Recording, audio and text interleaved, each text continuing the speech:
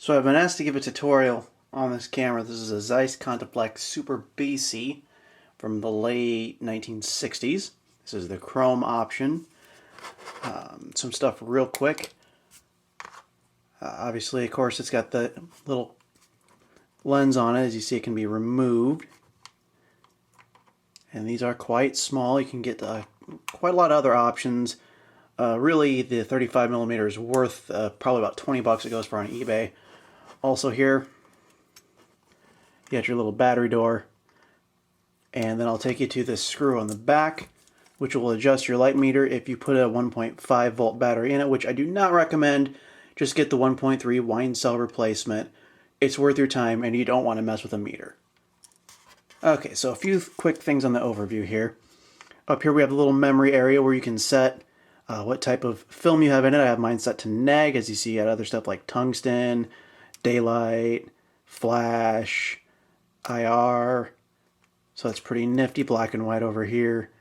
A little rewind knob pops out like so. Focus, pretty straightforward. Right on the lens barrel. You can set your aperture by holding the button on the bottom, or on the side, excuse me.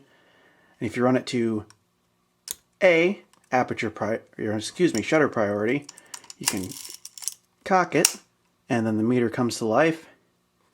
And as you change your shutter speed, the meter moves accordingly, and it sets the aperture accordingly. Then one thing I'll point out too is when you fire it, you're locked in auto mode, so your meter is still on.